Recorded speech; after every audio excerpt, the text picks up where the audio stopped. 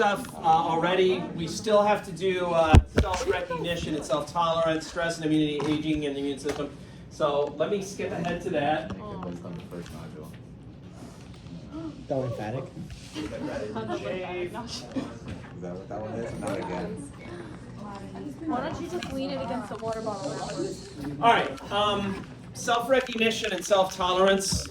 This is looking in the mirror and accepting yourself. No, it's not that. It is how immune cells learn to recognize your own body cells and then not attack them. That's what we're talking about. And it has to do with the training that they're getting. Where do B cells get their training? Red bone marrow. Where does the T cells get their training? Thymus. So during the training process, there's two teaching methods. There's what's called positive selection and there's negative selection.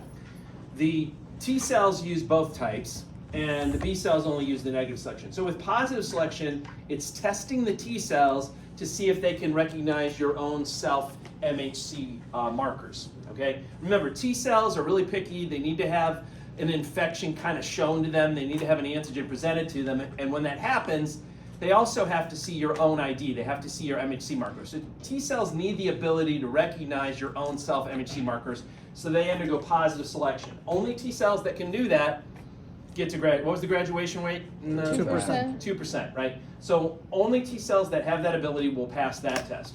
The next test, negative selection, is to make sure that T cells and B cells do not recognize any other self markers you may have. There are other ones besides the MHC, and unfortunately, if they recognize those other ones, it might actually trigger them to attack it. So in that case, both the T cells and the B cells need to be educated, and that's referred to as negative selection, because only the guys that can't recognize those other ones get to survive, right? So let me show you this diagram. Though. This is basically showing you the training process, and then after they leave and go to the secondary lymphatic organs, what happens. So the top two panels are devoted to T cells because they're a little bit more complicated. The bottom panel is devoted to B cells because they're a little bit easier. So starting with the T cells, the first test is, can they recognize self-MHC markers? And it's a yes or no question. You know, this is an exam that they're basically taking while they're in the thymus. And if they can't do that, then they're destroyed. They don't graduate. Not only do they not graduate, they're actually just destroyed, okay? So that's the first test. Great. They passed that. They can recognize self-MHC. The next question is, do they recognize any other self-markers? Now here, you don't want them to recognize other types of self-markers because then they might actually attack them. So here you want the answer to be no, and that's referred to as negative selection. So ultimately, you end up with T cells that can recognize self-MHC but not recognize other self-markers.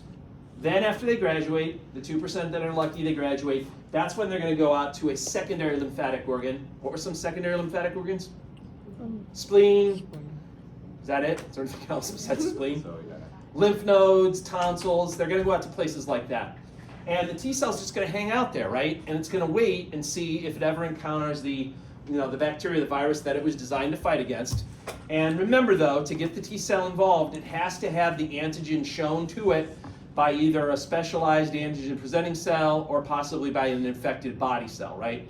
Remember too also that even that presentation stuff, that's not quite enough. You also needed a second chemical signal that was called co-stimulation. So provided you have all that stuff, you recognize the antigen, you got co-stimulation, then that's going to basically select that group of T cells. They're going to proliferate, which just means they're going to make more of themselves. They're going to differentiate. Some of them are going to become active T cells, also known as effector T cells that handle the current problem. Some are going to become memory T cells that just remember that you had that, so if you ever see it again in the future, the response is better.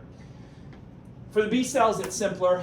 The B cells, they just have to pass one test, and that is, do they recognize any self-markers? Okay, now remember, B cells, they don't have to have an antigen presented to them. Okay, they can interact directly with antigens, so they don't need the ability to recognize self-MHC. So if they recognize any self-markers, MHC or any other type, then that's a bad thing. And so you want them to basically be killed off. If they don't, that's a good thing. They survive, they pass their test. Then they're going to go out and basically hang around in their, in a lymph node, in a spleen, or wherever, and they're going to wait and see if they ever encounter the, the bacteria virus that they were designed to fight against, and if so, then they'll become activated. Now, strictly speaking, if you remember, B cells don't technically need co-stimulation. They can do it on their own, but it's a lot slower if they try to do it all on their own. It's a lot better if the B cell actually presents the antigen to a T helper cell. Then the T helper cell will be like, I got you, and the T helper cell will then like release some interleukin-2, which will act like a co-stimulator, and it'll make it a lot faster, right? So I mentioned that before.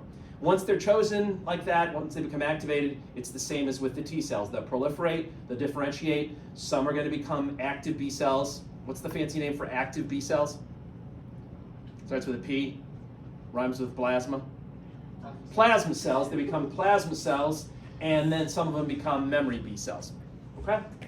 So that's the education process of the T cells and the B cells. Stress and immunity, this is a real thing. It's pretty much mediate. What's that, going back to MP1, what's that emotional part of your brain called? Amygdala.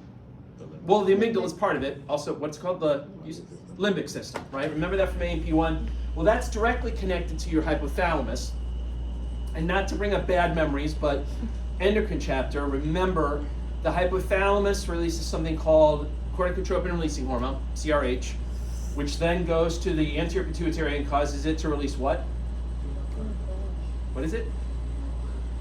Yeah, ACTH, adrenocorticotropic hormone, and then that's going to go to where? Well, the adrenal cortex, and that's going to cause the adrenal cortex to release cortisol. So when you're emotionally stressed, your limbic system ultimately leads to the release of cortisol. And if you remember, cortisol can suppress your immune responses. So it's well documented that when people have psychological stress, they're more prone to infections, okay?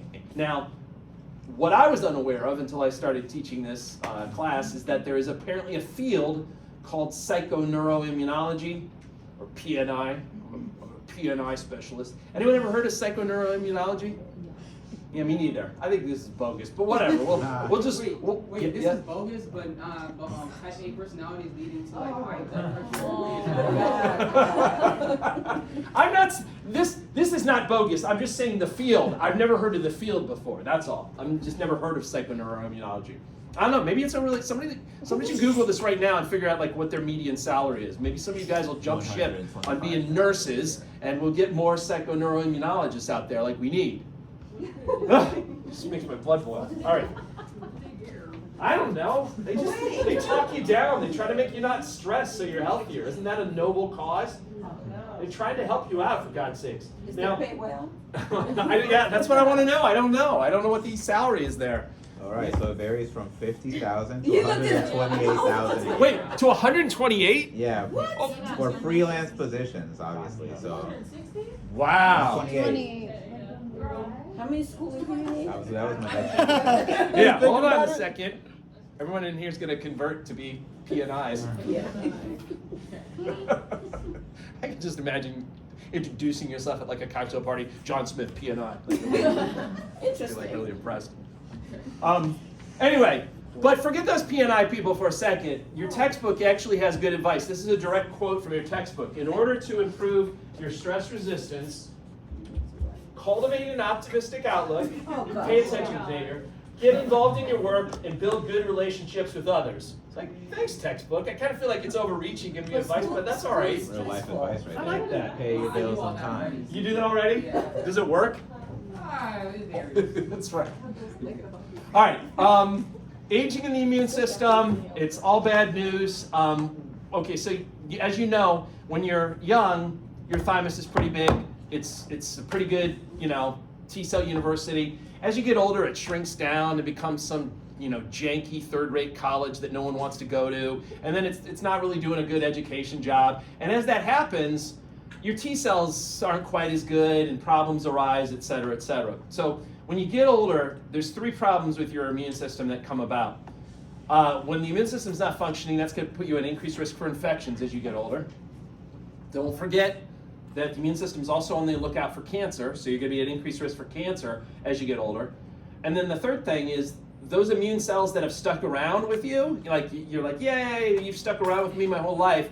Well, they're getting old and doddery, and they're all confused, and sometimes they mistake your own body cells for being foreign invaders, and they attack them. What are those problems called? Autoimmune. So autoimmune diseases also go up as you get older.